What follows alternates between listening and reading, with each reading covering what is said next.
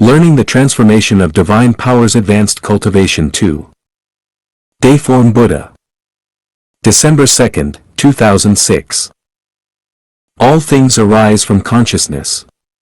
To seek the attainment of celestial being, one must learn self-transformation. The principles are subtle and mysterious, and profoundly inscrutable. An outstanding actor can portray 100 different lives, accurately embodying whatever role they play. This is the result of consciousness. Though they cannot directly change their physical form, the actor's expressions and mannerisms align perfectly with the character they portray. There is a story in the Lizi, Yellow Emperor chapter. A mystical sorcerer from Qi came to reside in Zheng, named Ji Xian. He could predict people's life and death, existence and extinction, fortune and misfortune, and longevity with divine accuracy by years, months, tens of days, and days. The people of Zheng avoided him out of fear. Lizi was fascinated and reported this to Hu Qiuzi, saying, "I once thought your teachings were the highest, but now I see there is someone even higher." Hu Qiuzi replied, "We have discussed these matters in writing, but you have not grasped their practical reality. How could one understand Taoist skills? If there are only female animals and no males, how could they produce eggs? You insist on using your little tricks to deal with people in the world. You are bound to reveal your true face, so it's easy for people to see through you and read your fortune. Try to invite him over and let him read my fortune." The next day, Lizi brought Ji Xian to meet Hu Qiuzi. After Ji Xian left, he told Lizi, "Ah! Your teacher is about to die, he cannot live, not more than 10 days. I saw his appearance was strange, like wet ash." Lizi entered, crying so much that his clothes were wet, and reported this to Hu Qiuzi. Hu Qiuzi said, "I showed him the aspect of the earth. In a state of stillness and non-movement, he saw my life force as blocked. Invite him again." The next day, Ji Xian came with Lizi again. After Ji Xian left, he told Lizi, "Your teacher is fortunate to have met me, he is recovering.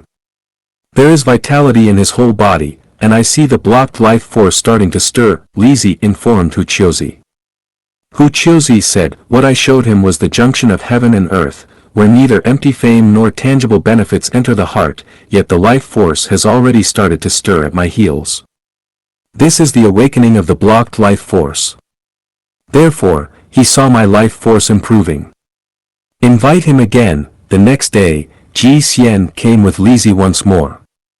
After Ji Xian left, he told Lizi, "Your teacher was sitting there with a distracted mind. I could not read his fortune. Wait until his mind is settled, then I will read his fortune." Lizi informed Hu Qiuzi. Hu Qiuzi said, "I showed him the aspect of great emptiness with no discernible signs. Therefore, he saw my chaotic, balanced life force. The place where a whale circles becomes a deep abyss, where water accumulates becomes a deep abyss, where water flows becomes a deep abyss, where water gushes becomes a deep abyss, where water falls becomes a deep abyss, where water breaches becomes a deep abyss, where water returns becomes a deep abyss, where water enters a marsh becomes a deep abyss, where water converges becomes a deep abyss. These are the 9 kinds of abysses. Invite him again." The next day, Lizi brought Ji Xian again. Before Ji Xian could stand still, he fled in panic.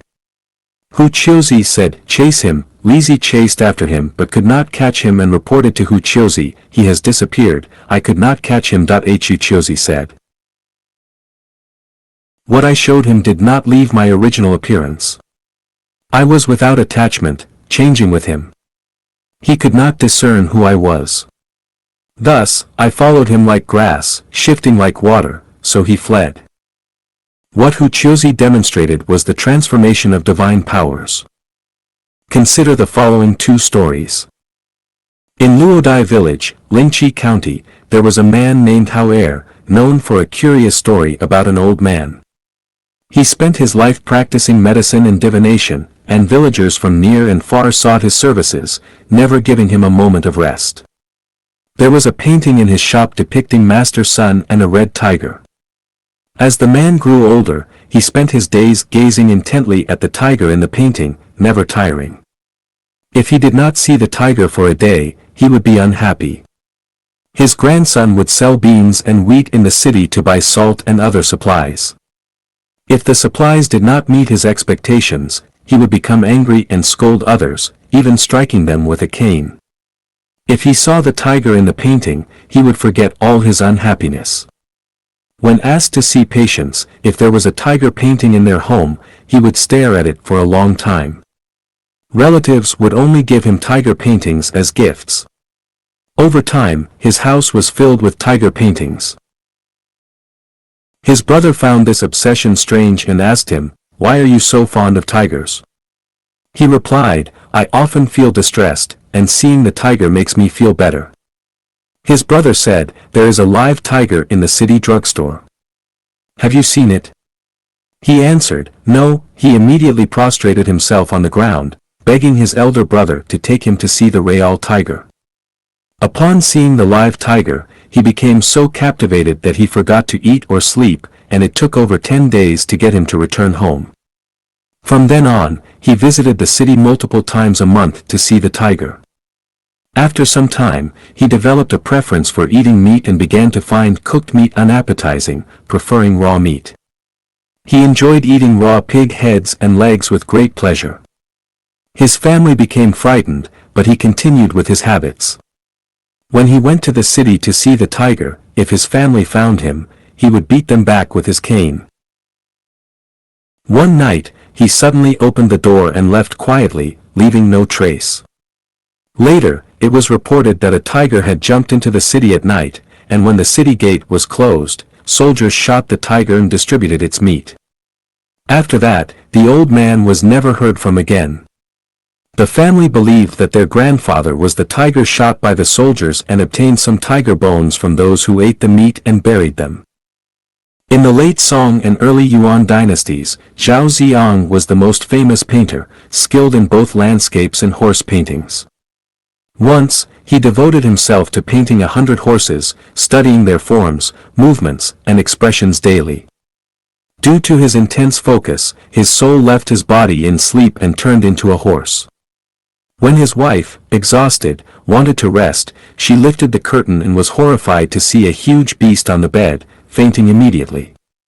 Zhao Ziyang, awakened by the sound of his wife falling, quickly helped her recover. When she opened her eyes, she kept exclaiming, "There is a horse on the bed." Zhao Ziyang looked at the bed and thought, "Where on the bed is there a horse? I was clearly sleeping there." Upon reflection, he realized that because he thought about horses every day, and as all phenomena are created by the mind, he had turned himself into a horse. The profound truth lies within these stories. May you also possess the power of transformation. Sun Wukong had 72 transformations. I hope you can surpass Sun Wukong and possess the ability to transform in countless ways.